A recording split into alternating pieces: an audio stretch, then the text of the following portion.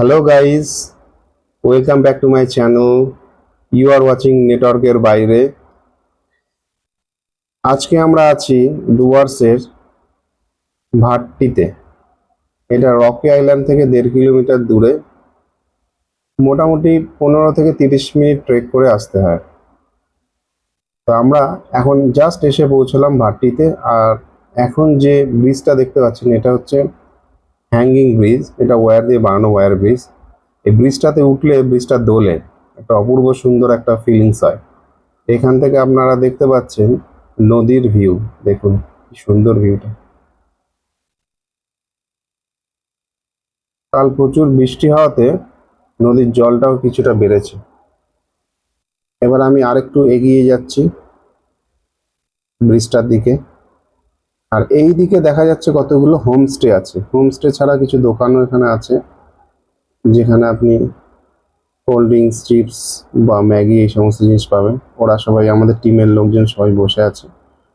আর আমি আপনাদেরকে আজকে এই জায়গাটা একটু এক্সপ্লোর করে দেখাতে চাই, তাই আমি এই ব্রিজটা ধরে এগিয়ে যাচ্ছি। দেখুন ব্রিজের দু সাইডে পাকা, আর নিচে নদী বয়ে যাচ্ছে। বর্ষার ডুয়ার্সের ভিউটা সত্যি অন্যরকম, কারণ এখন নদীতে প্রচুর জল আর চারিদিকে সবুজ আর সবুজ। আপনারা যদি প্রকৃতিকে ভালোবাসেন, ডুয়ার্সের এই এরিয়াটা অবশ্যই ভিজিট করবেন। এই লোকেশনটা, এটা খুবই ফেমাস একটা জায়গা। রকি আইল্যান্ড একটা কমন জায়গা, কিন্তু ভাট্টিটা একটু আনকমন। এখন আমি আপনাদের নদীর অন্য দিকটা দেখাচ্ছি। একটু নিচে গিয়ে দেখতে পাচ্ছি আমরা এখানে কিছু ট্যুরিস্ট আছে যারা এই কটেজে আছে। আমরা এখানে বুক করার চেষ্টা করেছিলাম কিন্তু পাইনি। আমরা রকি আইল্যান্ডে ছিলাম, ওখান থেকে আমরা ট্রেক করে এসেছি। বেশিক্ষণের দূরত্ব না, just 15 to 20 minutes trekking distance. এবার আমি একটু নিচে নেমে আপনাদেরকে দেখাচ্ছি, যেখান থেকে রিভার ভিউটা অনেকটা বেটার পাওয়া যাবে। এই দেখুন বিশাল বিশাল বোল্ডার্স, এখানে সামনে ভীমশিলার মতো একটা বিশাল বিশাল বোল্ডার্স। এবার নিচে নেমে আসছি,